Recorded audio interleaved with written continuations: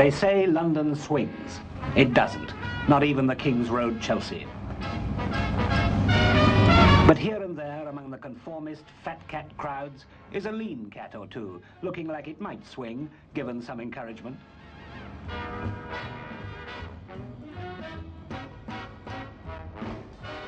And in among the chain stores and supermarkets is here and there a shop that may have something all its own to say to the character who can send up a mass production car, to people who can put living before a living.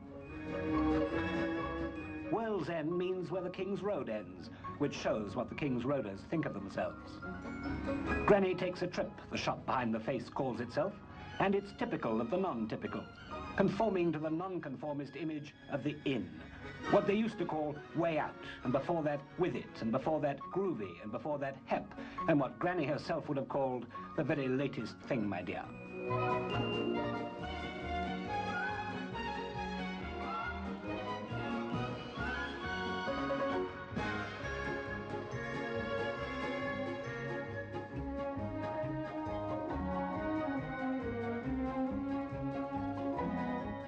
Maybe the toy car's a key. Childhood, innocence at war with a hard adult world, the fun of dressing up.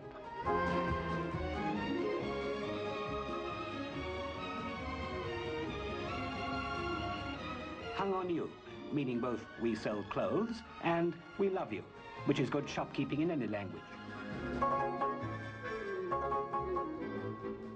And the lollipop says what the toy car said. It's all another tiny coloured womb, warm and gentle, in its way an escape from the H-bomb, television, and other horrors of the workaday world.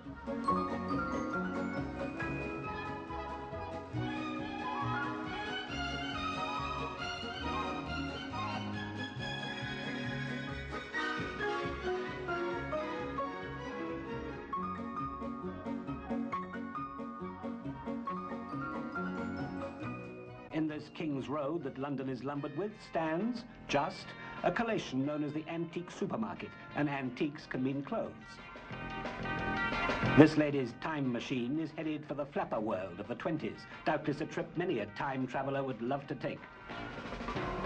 One way of saying no to authority is to parody it. Some of the young, with little to say yes to, come to Soho, that pulsating heart of swinging London where girls join clubs to see old men strip. Or is it vice versa?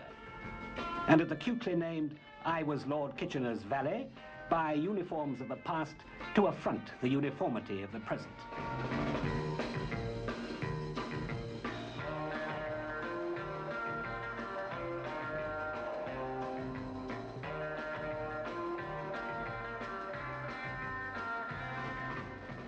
A street called Carnaby attracts those tourists who delight in the relics of Britain's past. Stonehenge, Brighton Pier, the House of Lords, but some natives are still seen, albeit heavily cloaked.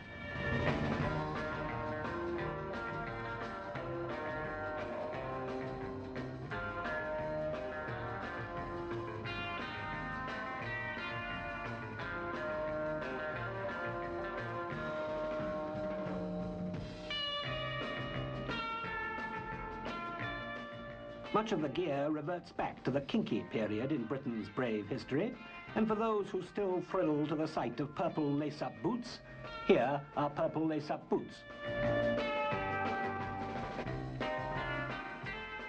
In Carnaby Street, you can't tell the assistants from the customers. Anybody addressed as madam would probably sue for defamation of character.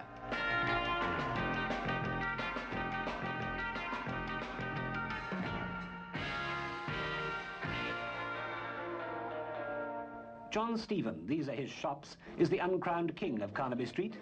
Many of his business rivals would dearly like to see him crowned.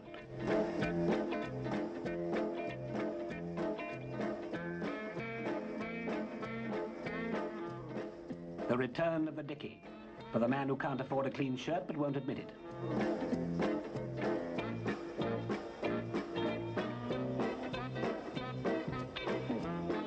Op-art spats, ideal camouflage for the larger foot. A shop called Gear, and you're never too young for in gear, until you're old enough to say so anyway.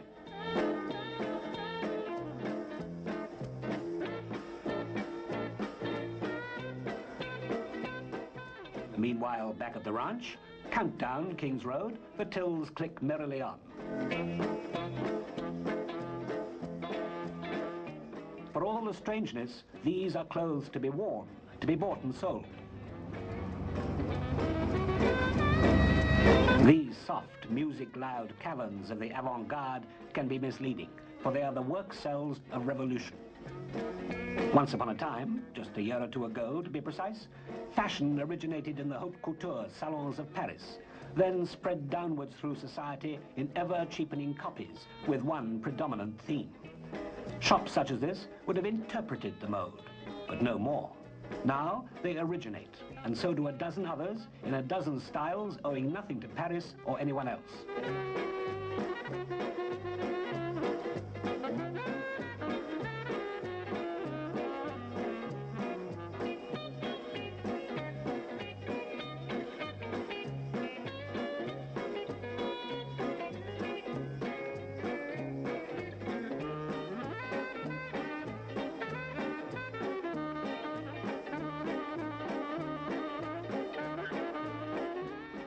So it is that the inn scene of London is one big fancy dress ball. Men come as cowboys, hussars, or refugees from St. Petersburg, 1917. It girls, oomph girls, who's for tennis girls, odalisques from the harems of bygone Turkey mingle with kaftan slinkers from gay Arabia and boa-bedecked hoydens from the lids of ancient chocolate boxes.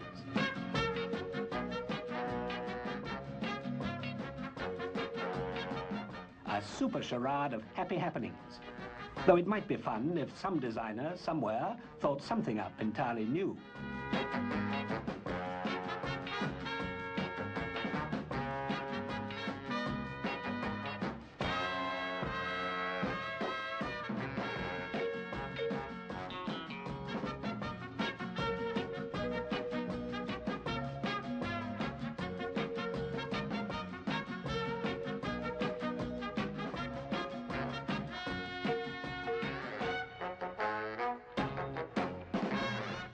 None of this, thank heaven, adds up to swinging London, but it makes a not unpleasing splash of colour in the old city.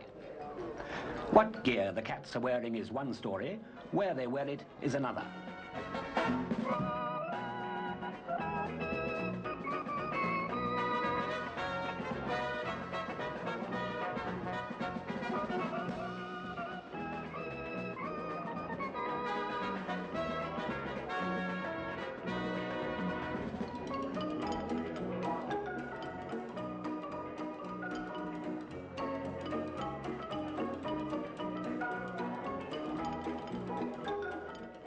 But whether here at Tiles, or here at the Bag o' Nails, or at Samantha's, or George's, or the Saddle Room, or any of the inn-gaffs where they go, just don't take any of it too seriously, or you'll miss the whole point.